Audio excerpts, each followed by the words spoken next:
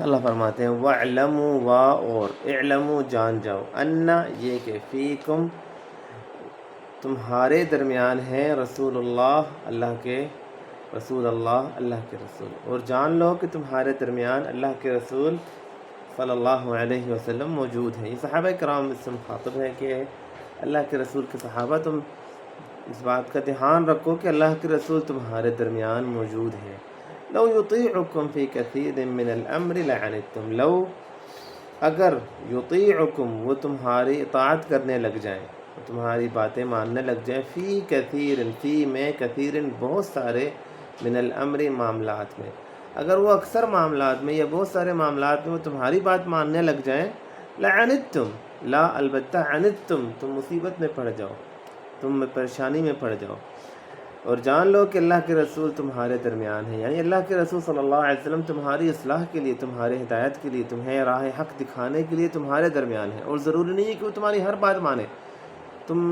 جو چاہتے ہو ویسے ہی ہو، اگر وہ تمہاری ہر بات ماننے لگ جائیں یا تمہاری اکثر باتوں میں تمہاری بات ماننے لگ جائیں تو تم مصیبت میں پڑ جاؤ گے۔ ولیکن اللہ حبب الیکم الایمان، لیکن حقیقت تو یہ ہے اور لیکن اللہ نے حبب پسند کر لیا ہے، الیکم پسند کیا ہے، الیکم تمہارے نزدیک الایمان ایمان کو، اللہ نے تمہارے نزدیک ایمان کو پسندیدہ بنا دیا ہے، وزینہ فی قلوبکم اور تمہارے اور زینہ اس نے مزین کر دیا اسے، اس نے خوبصورت بنا دیا اسے، اللہ نے تمہارے لیے ایمان کو محبوب بنا دیا اور اس نے اسے مزین اور خوبصورت بنا دیا تمہارے فی میں قلوبکم تمہارے دلوں میں،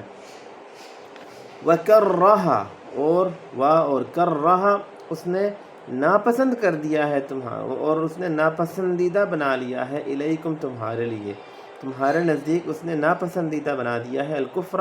کفر کو، والفسوق اور عناد کو، ضد کو، والعصیان اور نافرمانی کو، اور اس نے تمہارے لیے کفر مطلب انکار کرنا، ضد کرنا اور نافرمانی کو ناپسند کر دیا ہے۔ اولئک هم الراشدون، بے شک یہی لوگ یعنی جو اللہ جن کے دلوں میں ایمان کی محبت ہے، جن کے دلوں میں اللہ تعالیٰ نے ایمان کو مزین کر دیا ہے، جن کے دلوں میں کفر اور فسوق اور عصیان، نافرمانی اور ضد جنہیں ناپسند ہے، یہی لوگ ہم الراشدون، یہی لوگ رشد اور حق کے رستے پہ ہیں، یہی لوگ ہدایت یافتہ ہیں، یہی لوگ